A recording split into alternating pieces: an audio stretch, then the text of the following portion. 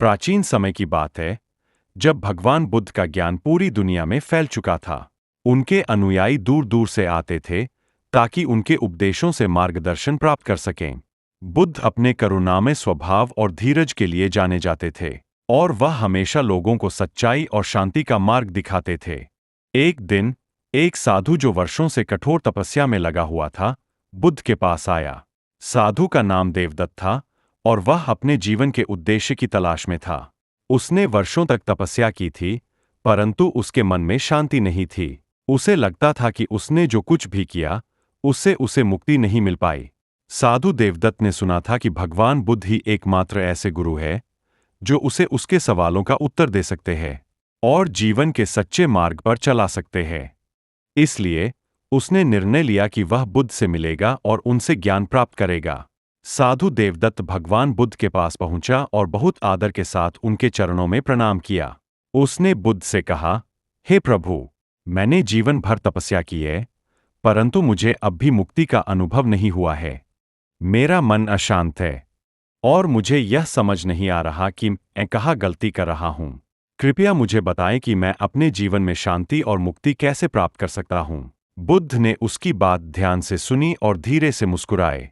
उन्होंने कहा, देवदत्त, तुमने अपने जीवन में बहुत कठिन तप किया है, लेकिन क्या तुमने अपने मन की वास्तविक स्थिति पर ध्यान दिया है? क्या तुम सच में समझ पाए हो कि तुम क्यों अशांत हो? साधु देवदत्त ने सोचा, मैंने तो अपना पूरा जीवन तपस्या में लगा दिया, फिर भी शांति क्यों नहीं मिली? उसने फिर से बुद्ध से कहा, प्रभु, मैंने हमेशा सोचा कि शरीर को कष्ट देने से और इंद्रियों को नियंत्रण में रखने से मुक्ति प्राप्त होगी, परंतु अब मुझे संदेह हो रहा है। कृपया मेरी सहायता करें। बुद्ध ने एक पल के लिए मौन रखा, फिर बोले, देवदत्त, जीवन में सिर्फ तपस्या और कष्ट ही नहीं, बल्कि धैर्य, सेवा और निस्वार्थ भाव से कार्य करना भी जरूरी है। तुमने अपने शरीर को कष्ट दिया, परंतु तुम्हारा मन अब भी किसी उद्देश्य की तलाश में है। जब तक तुम्हारा मन शांत और स्थिर नहीं होगा, तब तक तुम्हें सच्ची मुक्ति नहीं मिल सकती। बुद्ध ने साधु से कहा, अगर तुम सच में शांति चाहते हो, तो तुम्हें एक कार्य करना होगा। पास की नदी के किनारे जाओ और वहां पत्थरों से एक पुल बनाओ, ताकि लोग आसानी से नदी पार कर सकें। यह कार्य कठिन है और इसमें समय लगेगा, लेकिन इसे तब तक करते रहो जब तक तुम्हें एक अनोखी अनुभूति न हो। साधु देवदत्त को यह कार्य बहुत सरल लगा, लेकिन उसने बुद्ध की बात मानी और नदी के किनारे गया। उसने पत्थरों को इकट्ठा करना शुरू किया और पुल बनाने में जुट गया।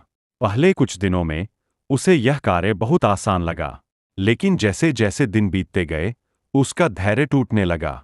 उसे लगने लगा कि यह कार्य बेकार है और इससे उसे कुछ प्राप्त नहीं होगा।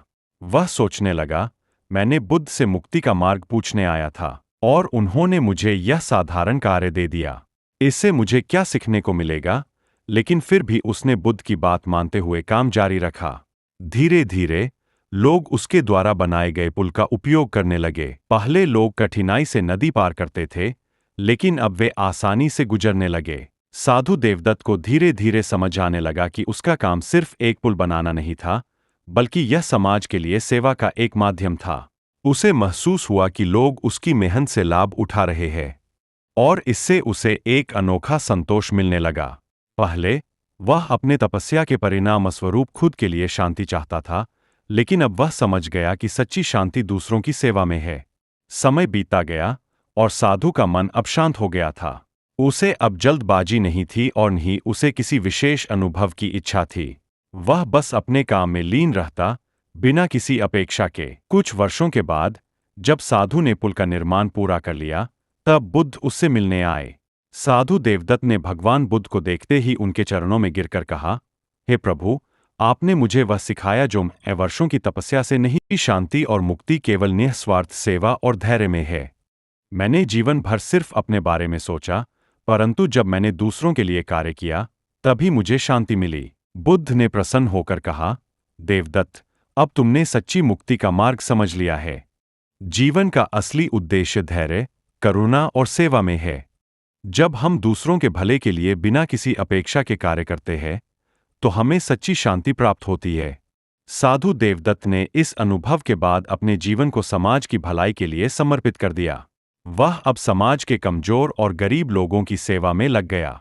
उसने कई जगहों पर छोटे छोटे पुल बनाए जिससे गांव के लोग आसानी से यात्रा कर सकें। उसने अपने धैर्य और सेवा के माध्यम से समाज में सकारात्मक परिवर्तन लाया। वह एक प्रेरणा बन गया और लोग उसकी बातों से सीखने लगे। यह कहानी हमें सिखाती है कि सच्ची मुक्ति और शांति केवल व्यक्तिगत तपस्या में नहीं, बल्कि निस्वार्थ सेवा, धैर्य और समाज के लिए कार्य करने में है। हमें आत्म साक्षात्कार और मुक्ति की ओर ले जाता है। इनर जर्नी यूट्यूब चैनल पर आत्मविकास, मानसिक शांति और आंतरिक सुख की ओर कदम बढ़ाए। ध्यान सत्र, प्रेरणादायक विचार और जीवन में संतुलन पाने के लिए उपयोगी साधनों के लिए अभी सब्सक्राइब करें। सब्सक्राइब बटन दबाएं और अपने भीतर की यात्रा शुरू करें।